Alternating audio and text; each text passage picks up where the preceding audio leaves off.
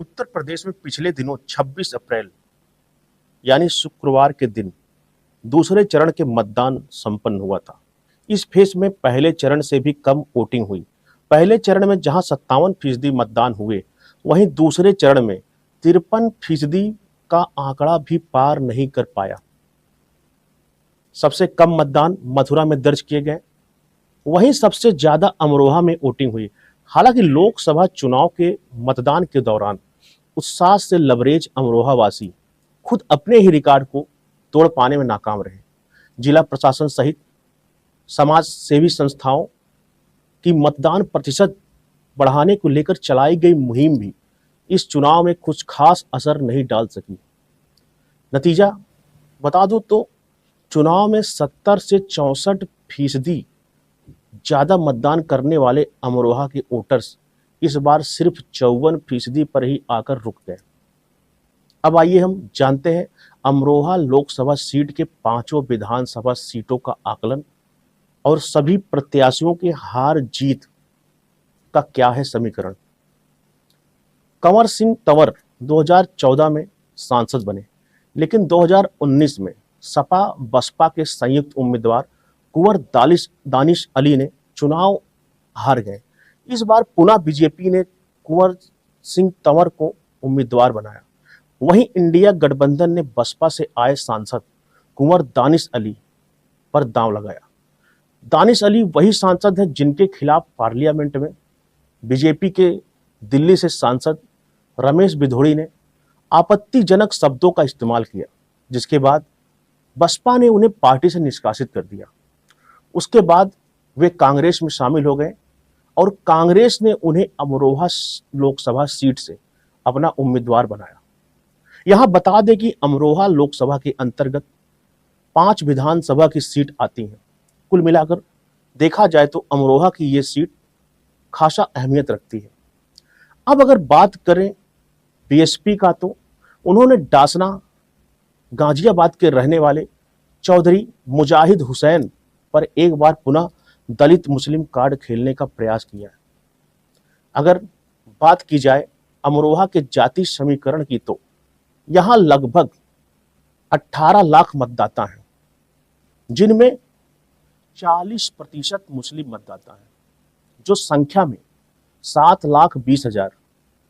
वहीं 50,000 लगभग गुर्जर मतदाता हैं, 1,50,000 खड़गवंशी और 1.5 लाख के तकरीबन राजपूत, 1 लाख जाट से ज्यादा मतदाता हैं और 3.5 लाख के तकरीबन दलित वोटर्स हैं।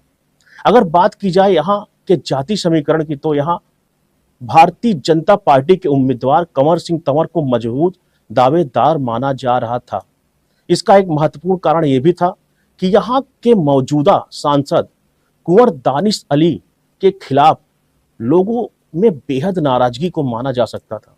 और दूसरा कारण बसपा के मुस्लिम उम्मीदवार माजिद अली के आने से ये सीट भाजपा की झोली में जाती दिख रही थी।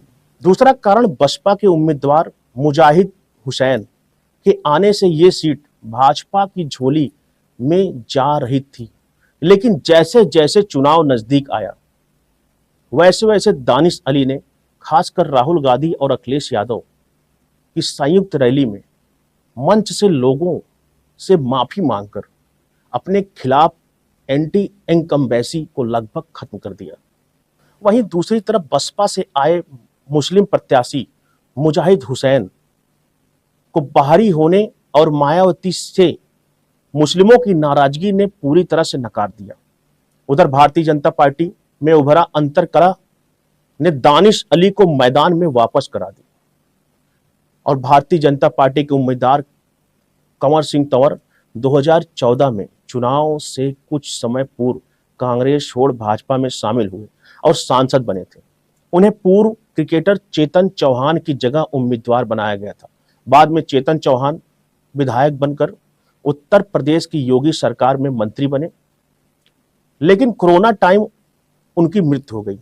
हालांकि उपचुनाव में उनकी पत्नी को जीत हासिल हुई थी, लेकिन उसके बावजूद 2022 के विधानसभा चुनाव में उन्हें टिकट नहीं मिला। वहीं देखा जाए तो जाटों में भी निष्क्रियता देखने को मिलती है। जिले में भाजपा के अंदर उनकी भागीदारी लगभग शून्य है। दूसरी तरफ देखा जाए तो कंवर सिंह तंवर का जातिगत जनाधार काफी कम है, जिसकी वजह से दूसरी जातियों के मजबूत भाजपा उम्मीदवार रखने वाले में रोष था, जिस कारण बहुसंख्यक समाज का मतदान प्रतिशत अल्पसंख्यक मतदाताओं की तुलना में कम रहा। अब देखा जाए तो मुस्लिम समाज के इंडिया गठबंधन के प्रत्याशी दानिश अली के पक्ष में एकजुटता के साथ जोश के साथ मतदान और कांग्रेस के मैनिफेस्टो के प्रति आकर्षण और दूसरी जातियों में भी दानिश अली अपनी पहुंच बनाने में कामयाब रहे। वहीं भाजपा के खिलाफ महंगाई, बेरोजगारी, किसानों के खिलाफ नाराजगी, संविधान बदलने के मुद्दे आग में घी डालने के काम किए। इस तरह हमारे सर्वे के आधार पर दानिश अली अपनी सीट को बचाने में कामयाब होते दिख रहे थे। तो यह था the dig bite news team की सर्वे रिपोर्ट। उम्मीद करता हूं हमारी यह मेहनत, छोटी सी मेहनत आप और छोटी सी कोशिश आपको जरूर पसंद आई होगी। आगे ऐसे ही खास जानकारी के लिए बने रहें द डिग बाइट में।